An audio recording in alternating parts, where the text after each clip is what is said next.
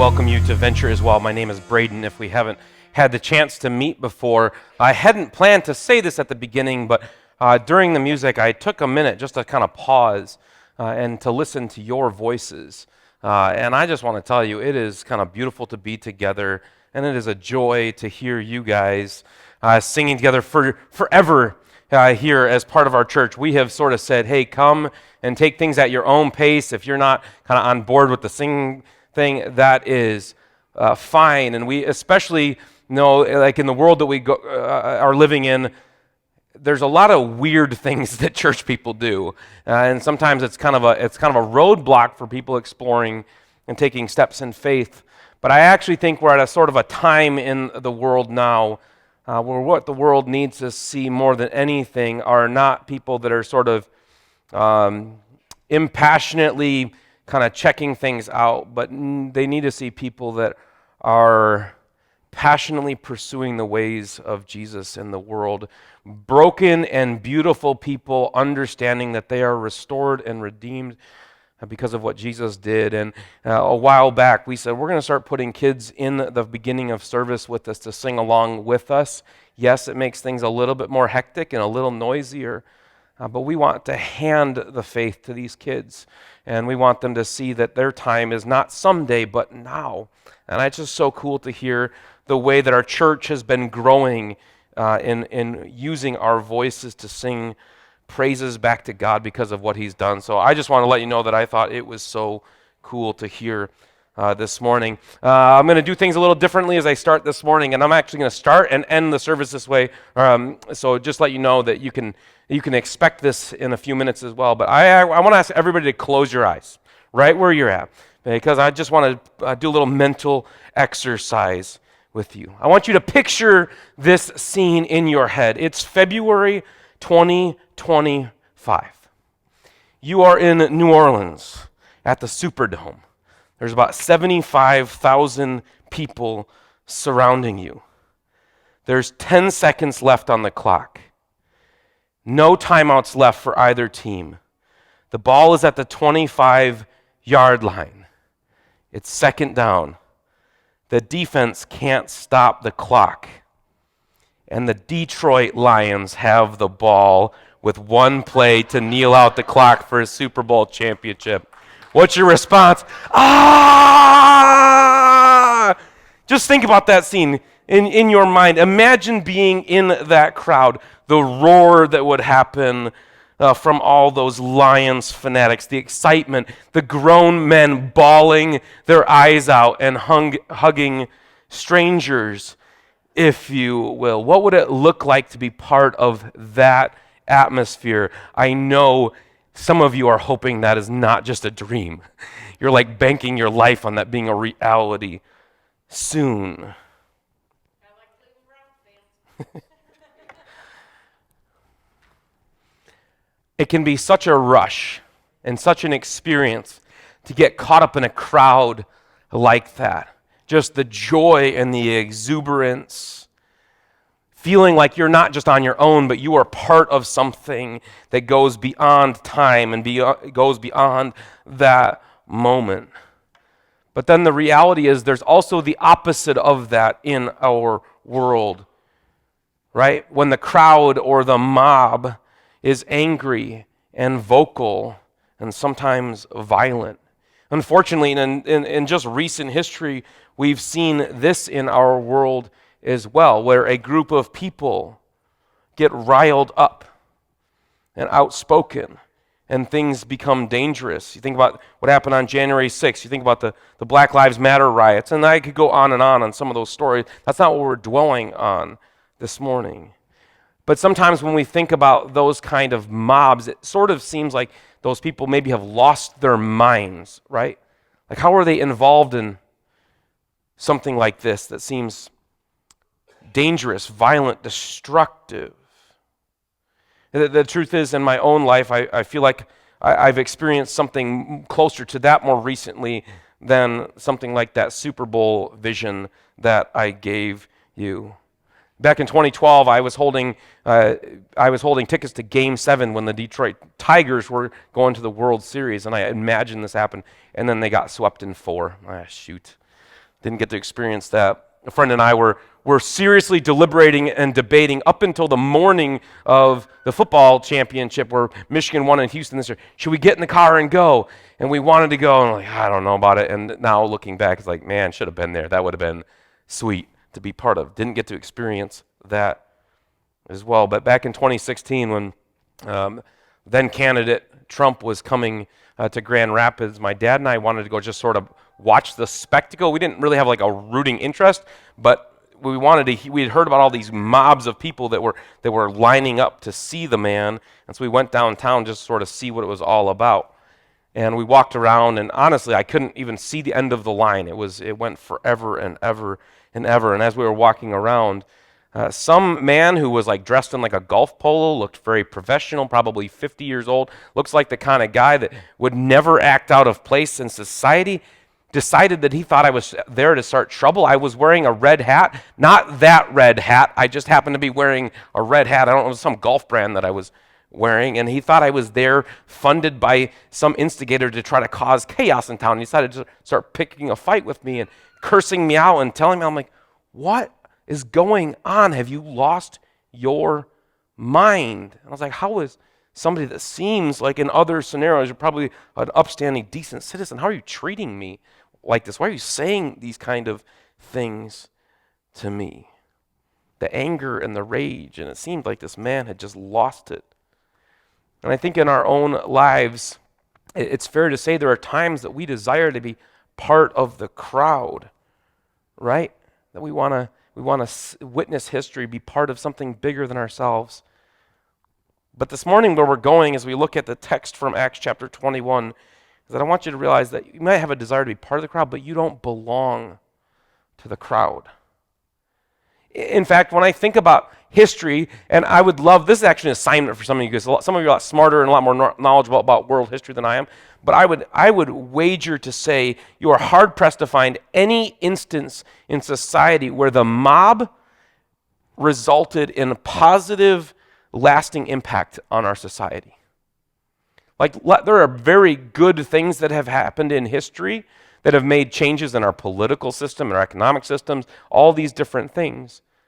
But it almost never happens because the mob gets together and angrily overthrows things. That's never really how the change happens. Usually, how positive change happens is diligent, intentional, thoughtful people work really hard over time to make change happen and get a message across, to get things changed over time. But tell me if I'm wrong. Somebody come and be like, well, here's this one time when a mob made a really lasting impact, because the mob almost never makes a positive change in our world. And we're in this series called The Way. We have been marching through the book of Acts now for months, looking at what was happening in the formation of the early church, how God was working in the lives of those first followers of Jesus, and what it looked like to become a follower of Jesus, and what you would experience. And as a church, we want to grow in these ways as well. What we've been seeing over the last several months is the first followers of Jesus, they were committed to several things. One is prayer, constantly committed to prayer. They were committed to fellowship and eating together, sharing their lives with one another. They were committed to worshiping and praising God, using their voices to sing His deeds. They were committed to sacrifice and to generosity, providing for the needs of others. And we see that they were reliant on the Holy Spirit working in their lives. And we've been in the last few weeks in this section of Acts where we've been looking at what's been happening specifically in the life of a man named Paul. He was originally public enemy number one for those first followers of Jesus. He was out to prohibit them and destroy the cause of Jesus in the world, and yet he met Jesus in a radical way that changed everything for him, and he became the greatest proponent and preacher for the good news of Jesus that history has ever seen. And what's happened is Paul has been traveling, and he's been going from place to place to place. He says, I've become a messenger for the Gentiles. That just means the outsiders, the people who are not Jewish, the ones that don't fit in their culture. He's been traveling from place to place in the ancient world, sharing this good news of Jesus. And we're going to pick up in Acts chapter 21. Last week we looked at the beginning of this chapter. And we realized one of the things that Paul had reckoned with is what matters most in life. And he had been cautioned by friends, say, don't go to Jerusalem. They're going to arrest you. They'll probably beat you. They'll probably try to kill you if you go back to Jerusalem. And Paul just says, I'm not afraid. I'm not afraid to be arrested, imprisoned, even killed for the good news of Jesus. And we talked about the reality that he had evaluated what mattered most in life. And he realized if it's worth dying for, if the cause of Jesus is worth dying for, then that's the only thing worth living for as well. And in our own lives, we're trying to figure out our priorities. We have to sort of evaluate, like, if I'm living for things that aren't worth dying for, should I really be living for them at all? And here's where the story picks up. He's returned to Jerusalem. Acts 21, verse 17 says this, when we arrived at Jerusalem, the brothers and sisters received us warmly. The next day, Paul and the rest of us went to see James, and all the elders were present. Paul greeted them and reported in detail what God had done among the Gentiles through his ministry. So here it is. Paul has been on the road for years now. He has been traveling from place to place to place throughout the Roman Empire, sharing the good news of Jesus to the Gentile people. But he comes back to Jerusalem, the center of the Jewish world, the place where Jesus was crucified, where he was buried, and where he rose again from the grave. Jerusalem, the birthplace of the church, where the first followers of Jesus began to share this hope with the world. And it's also the place where many people hated Paul for turning against them and towards Jesus. So Paul had left Jerusalem with a lot of people that were bitter and angry towards him. And in the verses that come in Acts chapter 21, it sort of details Paul's return to Jerusalem. He had been sent out as this missionary to the Gentiles, and he saw great success through his teaching and his preaching. Similarly, while Paul was out traveling, the church in Jerusalem had grown as well. Those followers of Jesus that had saying they reported back everything that God was doing amongst them, including the ways that people followed Jesus and also clung to their Jewish customs. That's okay. After all, Jesus was Jewish, if you will. And in fact, they wanted to make sure that those people that Paul was converting understood the importance of some of their customs, so they wrote letters to the Gentile believers with some of the rules that they should observe based on that. And in our day, we talked about these several weeks ago, but in our day, the rules that they told them to observe sound a little strange. Like, don't drink blood, don't eat food sacrificed to idols, abstain from sexual immorality, stuff like that. But in summary, the rules that they said were all things that were associated with idol worship. So it said, turn from the customs of the day, what is normal in your day that is associated with idolatry. Avoid those things and turn towards Jesus. However, when Paul returned home to Jerusalem, there was kind of this rumor going around, or word had spread, that he had been teaching all these people to turn away from the Jewish law and the rules, and some people in their midst hated him for it. So these first followers, this group of Christians, urged him and said, please prove to them that you don't hate their laws or their religion. He said, just perform certain rituals that they are used to as a way to say, you're not their enemy, you're not against them. And so we're going to continue on. I sort of summarized the next 10 verses, and we're going to pick it up here in Acts 21, verse 27. This is what it said. I'm going to read several verses.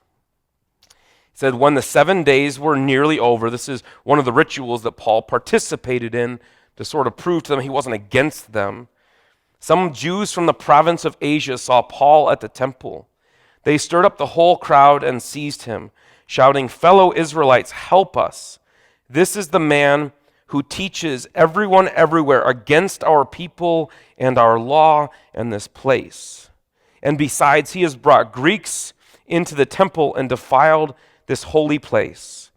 They had previously seen Trophimus, the Ephesian, in the city with Paul and assumed that Paul had brought him into the temple.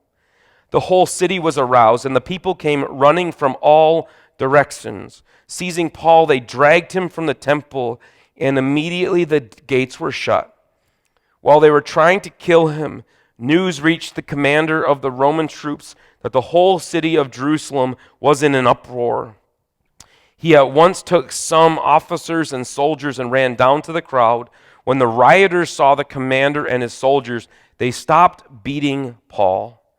The commander came up and arrested him and ordered him to be bound with 2 chains. Then he asked who he was and what he had done. Some in the crowd shouted one thing and some another. And since the commander could not get the truth because of the uproar, he ordered that Paul be taken into the barracks. When Paul reached the steps, the violence of the mob was so great he had to be carried by the soldiers. The crowd that followed him kept shouting, "Get rid of him." It's not hard to read those and say, this sounds like absolute chaos. There are people gathered around. They are shouting. It's hard to decipher what they're really angry about, what's going on. There's this one man that's in the center of it all, and they're beating him, and they're trying to kill him. And the soldiers move in, and they try to intervene to get to the bottom of what's going on. What we have to realize is in this mob, in this chaos, there are several different groups and perspectives in the mix of what's going on. There's Paul and the followers of the way, those first Christians. They've traveled throughout the region and they've returned home to Jerusalem so that they might continue proclaiming the good news of Jesus. So there's one group of people. They have no ill will towards anyone, but because of the rumors that have been spread, people believe that they are the enemy. And then there are those Christians that are from Jerusalem, the ones that have stayed and built up the church. And they knew Paul, maybe even if they only knew him from a distance, but these are their neighbors, maybe. Even maybe their friends that are causing all this commotions. Then there are the Jewish Christians that had heard rumors that Paul was teaching people to turn away from things of Jesus. Then there were the Jews that have not heard about Jesus or have not believed in Jesus, and they believe that Paul is the enemy of their culture and their customs and their special relationship with God, so they believe that Paul must be stopped. And then there are these Roman soldiers that intervene. They had an entirely different set of rumors that they had heard about who Paul was. But what we see is there's just total chaos in this mob. No one really knows what's going on, who's involved, or what's true. That's why the Roman soldiers intervene. They said, we got to calm this down. We got to get to the bottom of what is happening here. Anybody want to live through this in our time, in your life? Because we don't want to put ourselves in this situation. And a lot of times we read stories like this, sounds like they were crazy, doesn't relate to my life at all. Unless we look at Paul as an example for our own lives. Because here Paul is, he doesn't get swept up in this mob. He doesn't fear them. He doesn't start yelling back at them. He doesn't gather up a group of counter-protesters to clash with them. We just see that he is singularly focused on the opportunity to share the good news of Jesus with them. And he waits for an opportunity to speak. He just waits for this opportunity, maybe when there's some calm, to share what it is he wanted them to hear. He doesn't shout over them. He doesn't try to overthrow them or destroy them. But in verse 37, we see this. As the soldiers were about to take Paul into the barracks, he asked the commander, "May I say something to you?" The commander says, "Do you speak Greek? Aren't you the Egyptian who started a revolt and led 4,000 terrorists out into the wilderness some time ago?" Like I said, there are people that are confused who Paul is. Paul's answer, "I am a Jew from Tarsus in Cilicia, a citizen of no ordinary city. Please let me speak to the people." After receiving the commander's permission, Paul stood on the steps and motioned to the crowd. When they were all silent, he said to them in Aramaic. I'm going to pause there. Because I think oftentimes in our world when things get loud or out of control, this might be at home, this might be hanging out with friends, this might be online, but it feels like we need to raise our voice above the level of the mob. Maybe we feel like we need to hit back. We need to prove ourselves right. We need to get revenge or justice or whatever we want to call it. But when we engage in that kind of behavior, it really just stirs up the chaos and the frenzy and the mob even more. You can't hear the truth through the noise. There's all kinds of different ideas of who's involved and what's happening. Instead, we need to trust, like Paul did, that the truth will win out. And so we can wait for the chance to speak the truth and to tell the truth, maybe when everyone's quiet. And we see from Paul's life that even though he's in the middle of being beaten and threatened, he doesn't try to overthrow the mob in his own way. He just waits for an opportunity to speak. And what I want you to hear about that is one of the things that I think that Paul understood is that God is not in the mob, if you will. My wife asked me the other day what I'm speaking on, and that's what I told her, and she's like, huh? I think she's thinking like Al Capone and stuff like that. But God's not in the mob. We don't find God in the midst of angry, raucous, perhaps violent crowds of people. In fact, it doesn't matter what mob is involved. I would say when we really see mob mentalities build up in our world, whether small or big ways, we sort of see some of the worst in humanity. Sometimes we see people act in ways that we don't understand, and it's easy to look and say, have you all lost your minds? Because it seems to hit at some of our basic, most animalistic instincts, if you will, to be part of a group, no matter what is right or wrong. Instead of getting caught up in this mob, Paul had just waited. He waited for an opportunity to speak the truth. Think about it like this in the Old Testament, 1 Kings chapter 19, it tells this story about Elijah. I just want you to hear these verses from verse 11. Then he said, "Go out and stand on the mountain before the Lord." And behold, the Lord passed by, and a great and strong wind tore into the mountains and broke the rocks in pieces before the Lord. But the Lord was not in the wind. And after the wind, an earthquake, but the Lord was not in the earthquake. And after the earthquake, a fire, but the Lord was not in the fire. And after the fire, a still small voice. So it was when Elijah heard it that he wrapped his face in his mantle and went out and stood at the entrance of the cave. Suddenly a voice came to him and said, "What are you doing here, Elijah?" There's a story about Elijah, and Elijah saw many miracles, many unexplainable things in his day. But one of the things he helps us discover is God is not in the earthquake or the winds or the fire, the violence of a mob, the noise of this world. That God speaks in whispers to us.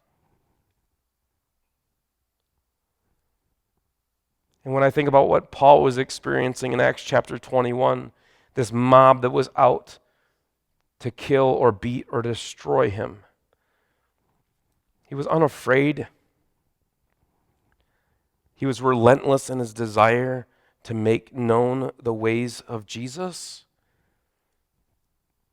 And he knew that the clearest voice he could listen to was not the loudest people or the scariest people, but was the still small voice of that God that had called him years before to be his chief ambassador of the good news of Jesus to all the outsiders in our world. And so he waited, and when everyone was silent, he decided to speak. But I'm going to leave you a little bit of a cliffhanger because I'm not going to tell you what he said. That's for next week. And I'm super pumped that you might hear what he said and also hear Jason's voice as he shares what God has laid on his heart for you as well. But I want you to think back in your mind to what I asked you to do, being part of that Super Bowl crowd. What would it be like to be there celebrating what some of us believe would be impossible? A Lions Super Bowl feels like it might be an act of God in and of itself. Or think about what it might look like to have been present at some of those mobs and riots that we've seen more recently in our world where people are angry and out of control. The truth is, those might be unbelievable experiences for good or for bad, or otherwise it might be hard to believe it's happening or that people are acting that way. But what I want you to hear, and what I hope you will hear this morning, is that those crowds, those mobs are not what you are made for. Yes, oftentimes we want to be part of the crowd. We want to know that we're with others. But more than anything, what you are made for is a close, personal connection with God. It's what we've called over the years living for an audience of one. Not living for the mob, not living for the crowd. Saying the only voice that matters in my life is that still, small voice. And if you want to know what that voice whispers, here are some of the things that I believe that voice whispers. You are loved. And you are chosen. And you are made new. And you are enough. And you're my beloved child. And I'm with you. And I have plans for you. When we listen to the crowd, when we listen to the mob, sometimes that voice gets drowned out. We start to hear other things. You're not enough. You're not good. You're not loved. But when we take a moment to pause, we hear that still small voice. You are mine. You are redeemed. And you are loved. So I have a challenge for you this week, and this might play out in different ways in your life, but I would challenge you to find a way this week to make some room in the busyness of your life to hear from that still small voice. Here's just some ideas. Maybe this afternoon or sometime this week, just go take a walk by yourself in the woods, out of the park, down your neighborhood. Just listen. It's one idea. Maybe this week at work, take an opportunity, instead of just doing your normal routine at lunchtime, maybe set aside some time at lunch just to say, what does it look like for me to hear from this still small voice? Some of us hear from the mob, the crowds, way too much on these little smartphones that we have. There's something you can do just called a digital fast. Just, I'm just not going to pay attention to this. Just turn your phone off for a day. Something interesting might happen, but the world's not going to stop. But maybe just take an opportunity to just say, I want to hear from that still small voice. The one that doesn't speak in the earthquakes or the fires, the chaos, but in the quiet and the whispers. And when we look at Acts chapter 21, Paul was right in the midst of it. But he was also our example too. He didn't become part of the mob, part of the chaos. He just waited. He had this singularity of purpose and this clarity of conscience. He knew exactly who he was and whose he was. He was no ordinary person.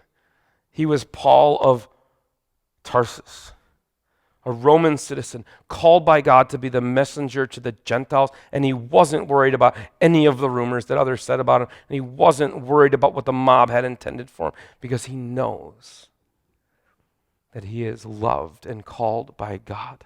That's all that mattered. So he just waited for his opportunity to speak and trusted that God would handle the rest. So God's not in the mob. Either of them, I think, the crowd or the mafia version. But God speaks to us in a still small voice. He speaks to us in whispers, and he calls us not to be part of the crowd, but to stand apart from it. Would you pray with me this morning?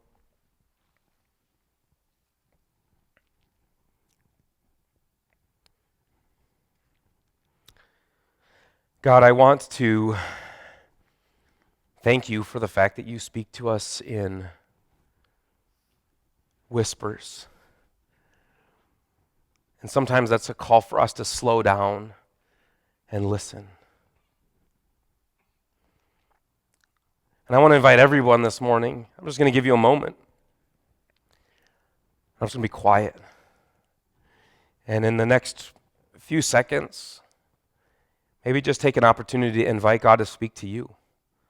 Say, God, what do you want to whisper to me? What do you want me to know? What do you want me to hear about what you see in me? What do you want to change in my life?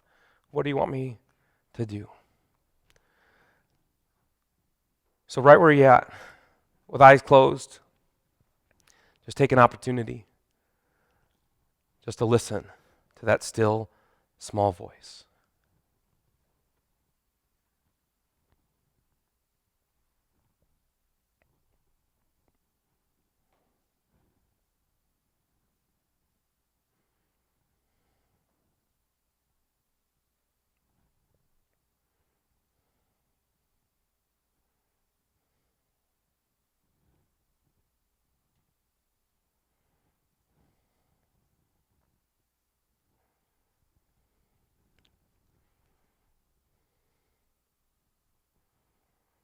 God, I know that so many of us get caught up in the busyness of life, the demands of others, the desire to be part of the crowd. You called Paul out. You called Elijah out. You call us out. Say you're not in the mob, but you do speak to us. Would you give each of us the courage to listen, the courage to step out of the busyness of life and the crowd that we're gathered in, just to listen to your still small voice, God.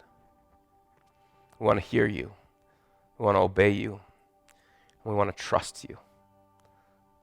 God, we're thankful for who you are, the hope that we have in Jesus, the hope that continues to whisper to this day. And we love you. Amen.